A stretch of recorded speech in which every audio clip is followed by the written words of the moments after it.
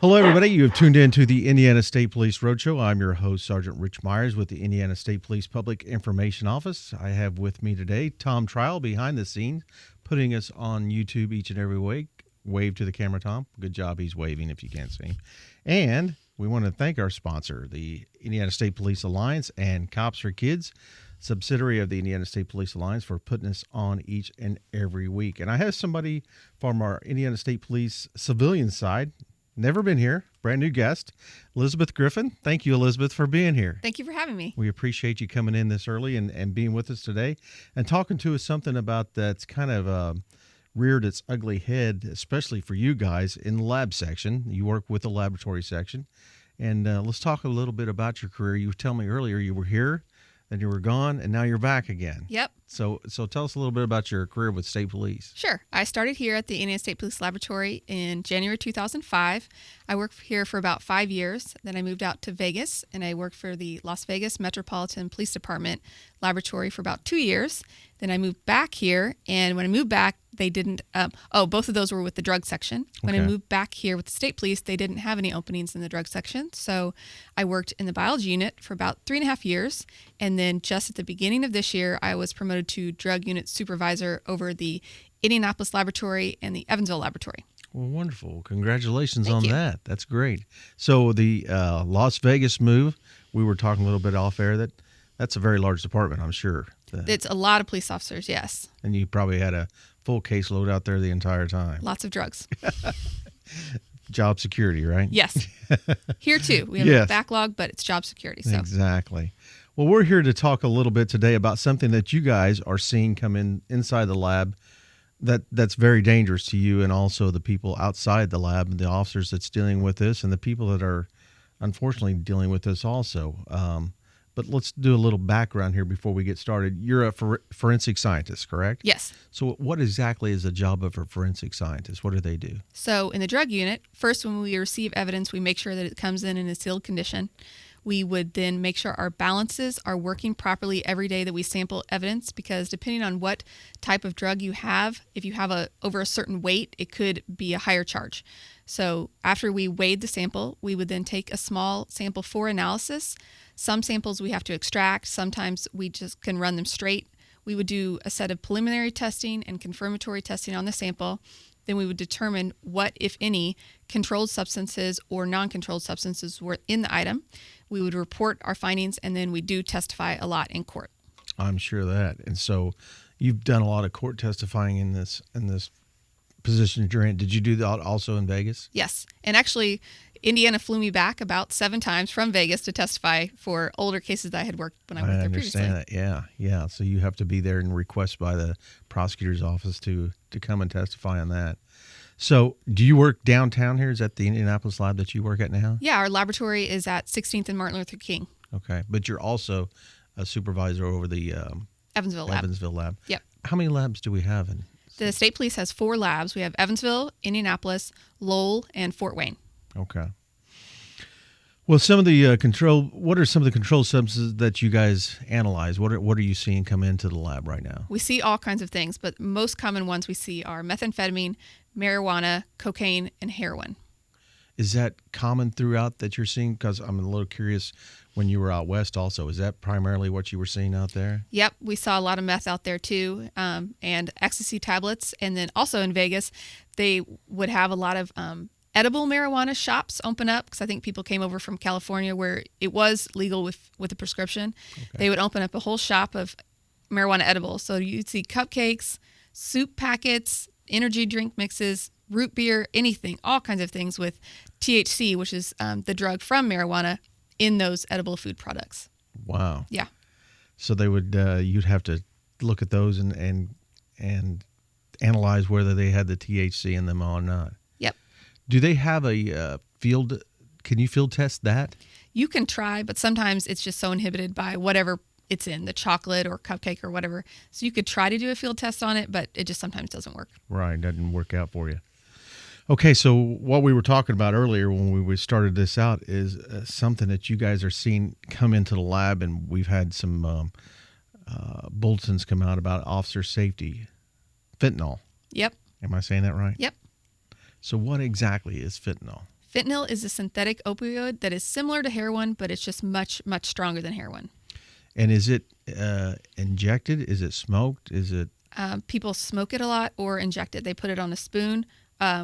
I think they put it on a spoon and heat the spoon up for the syringes. Right. Or we've seen it in straws, so I think sometimes they're snorting it maybe, but a lot of times they're injecting it.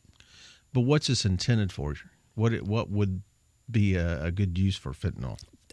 What is it, like legally? Yes. Correct. Legally, it is prescribed for pain associated with like advanced cancer or after surgery. Okay. So it's a very, very strong drug. It is very strong.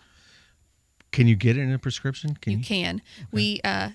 We do see fentanyl patches. So like you would put the patch on if like for advanced cancer patients or after surgery. They do also have suckers or lollipops with it in there or dissolvable tablets. Those would be the prescription ones of it. So if they get that prescription-wise, it's going to be a very small, minute amount, though, that they're going to be utilizing. Yes, definitely. So what type of tablets? What are we talking about? Tablets when you see it? Is it a multicolored tablet? Is it when we see it? It's either a powder that's either powder or a rock-like substance. We've seen it in a variety of colors: white, tan, brown, gray, any of that. And then, like I said before, a lot of residues off of spoons or liquids from syringes. Is the different colors? Is that just additives? I think it's what it's cut with. Right. Yeah. Okay. Whatever's put in there with. So why is it so dangerous? What's the problem with it? It's really dangerous because of how small amount it takes to be a lethal dose. So typical dose for like a street level user would be 125 micrograms, which is approximately 2 grains of salt. Oh, my word. Then for it to be a lethal dose, it's only 32 grains of salt. So there's only a really small window in between a euphoric high and what can kill you. Oh, man, that's crazy. So if you can be over the edge in a very, very small amount and not know about it. Exactly. And if you're buying it off some drug dealer on the street, you would have had to rely on him or someone else to dilute it to an appropriate amount. And that's very dangerous because you don't know if it's been diluted, which is why there have been so many overdoses. Oftentimes users think they're only getting heroin, and it's sometimes heroin mixed with fentanyl or sometimes fentanyl, and then they end up overdosing because of that. Wow. Is it, and maybe I missed this part, can you ingest or can you get this through your skin also? Yes, that's also why it's really dangerous to police officers. You can inhale it and it can absorb through your skin too. Wow. Yep. Through gloves or not? Theoretically, hopefully not through gloves. So you should always be wearing gloves. Any police officer should always be wearing gloves if they think they have suspected fentanyl. And you guys also. Yeah. Well, again, you're listening to the Indiana State Police Roadshow. I'm Sergeant Rich Myers with the Indiana State Police Public Information Office. I'm speaking with the forensic scientist, Elizabeth Griffin from the Indiana State Police Laboratory. We're talking about fentanyl. It's something that they're seeing an increased amount coming into the labs, and I know the Indiana State Police has had several bulletins come out on the dangers of fentanyl and how to handle it and what you have to do into it in the lab. Are you guys seeing an increased submissions in the lab of fentanyl? Yes, we are. So in 2014, statewide, we saw about 68 cases of it. We saw more than double that last year, and we're set to see more than triple that this year. Wow. Yeah. Is that homemade or is it brought in from somewhere? They usually are being made in Mexico or China. We have seen some fentanyl labs in the United States. We have not yet seen a fentanyl lab in Indiana. Good. So a lab, is this a large, are we talking like a meth lab size? I mean, it could be very small and be doing this? It could be. Usually that's when they're cutting it with something else to make it for the user. When the user gets it, it's normally cut about 100 to 1 just because of how strong fentanyl is in such small doses. But if the user ever got a hold of fentanyl that hadn't been diluted enough, then it could easily lead to an overdose. Also with an officer, if he ever came across like a pure fentanyl or fentanyl that hadn't been cut enough and he inhaled it or absorbed it because he wasn't wearing gloves and he went to field test it, it could be very dangerous. And this is so strong. We were talking off air before you was telling me about this. This is actually was designed to use on bull elephants? Car fentanyl, so it's like close to fentanyl but a little bit different. That's been seen in Ohio, so really, really close to here. We actually haven't seen it yet. But yeah, carfentanil is a for a sedative for bull elephants, and it's now being found in, I think last week, 9 people OD'd, 2 people died, and they've actually arrested the drug dealer for murder because of he was selling the stuff that killed these people. Yeah. Wow. So it's even stronger than fentanyl. Wow. Yeah. So the police officers out there, what would you suggest that they do to protect themselves if they suspect that they're coming across any type of drug out there? Right.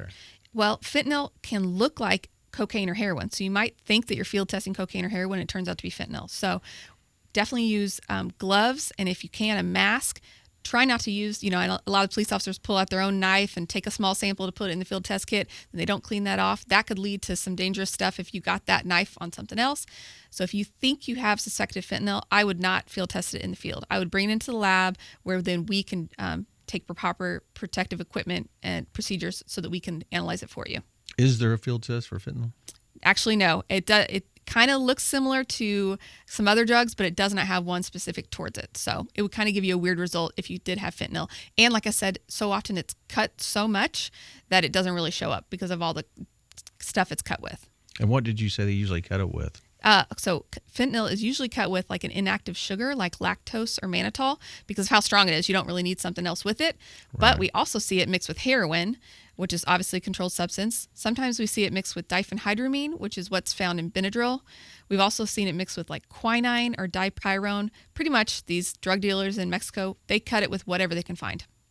And if it's cut with heroin, like you said, you've got double trouble there. Exactly. Like if you think you're injecting what you're used to injecting from heroin and then also has fentanyl in it, it could easily lead to an overdose. And we're going to talk about this later on with another guest. I might have it in here also. If someone overdoses on this, will a Narcan work on them? Yes. So if you see someone overdosing, if you have a Narcan kit available, I would administer that. It has the antidote to fentanyl. It's got a drug called naloxone, which will counteract the effects of fentanyl. Okay. But you still want to go ahead and call 911 because the Narcan will only work for a certain amount of time. And if they've got a strong dose of fentanyl, Narcan's going to stop doing its job, and the fentanyl's going to take back over, and they're still going to suffer the effects. They're going to have another dose or Absolutely. medical assistance right away. So you guys in the lab, you get something that's brought into the lab. How much exposure, what do you have to do to keep yourself safe? So any drug, we take proper protection. But if we have suspected fentanyl, we would make sure to be wearing lab coat, gloves, mask. We would open the item in a fume hood, and we would just take the sample from there so that we always stayed protected. And in the laboratory, we have the Narcan kits available should an analyst happen to be exposed. Do you kind of have a safety, two of you watching at all times? Yep. If it's suspected fentanyl, we've got like a backup watching, and we do like sampling where you make sure someone else is around. Wow. Yeah. This is kind of like movie stuff. I know. It's crazy. So have there been any officers that you know of that have been exposed to fentanyl? Yes, we did get word that last year in New Jersey, some officers, they did a field test on an unknown substance. They later experienced like shortness of breath and dizziness and respiratory distress. That item was later found to contain a mixture of cocaine, heroin, and fentanyl. Wow. Yeah. So immediate medical attention, that's the best thing for this? Absolutely. So like if anyone was to overdose on fentanyl, you'd see like blue lips or fingertips, they'd weak pulse, their breathing would go down, dizziness, disorientation. If you see any of that, then if you have a Narcan kit available, you would want to administer that. And this is becoming more and more that you're seeing inside the lab. Is this all around Indiana, or is this just central Indiana, or are you seeing this throughout your laboratories? Yeah, all the labs have seen it. Wow. Yeah. Well, we're down to about a minute here left with us. The one thing I think that we want to point out about this stuff is extremely dangerous. If you see something that it looks a lot like other drugs out there also, to take your precautions, make sure that you're suited up to do the right thing, and make sure that you get it to the lab and not mess with it. Because like you said, a lot of times if you cut it with your own knife or something, then you go home and use that knife. Yep. That could be fatal or hurt you very badly. So. Yep. Well, thank you for coming in and giving us the information on that. We appreciate Absolutely. that, Elizabeth. Thank you for having me. Hope to have you back here again, but maybe not on the same subject. Yeah, We'll be anytime. talking to you again. Well, again, you've been listening to the Indiana State Police Roadshow. I've been talking with our forensic scientist, Elizabeth Griffin from the Indiana State Police Laboratory. We've been talking about fentanyl, a new drug that's kind of made its way in Indiana, and unfortunately is very, very dangerous to the laboratory personnel and the officers out on the scene. We'll talk to you again next week. Thank you for listening to the Roadshow. We'll have you a new show and a new time. Roadshow out.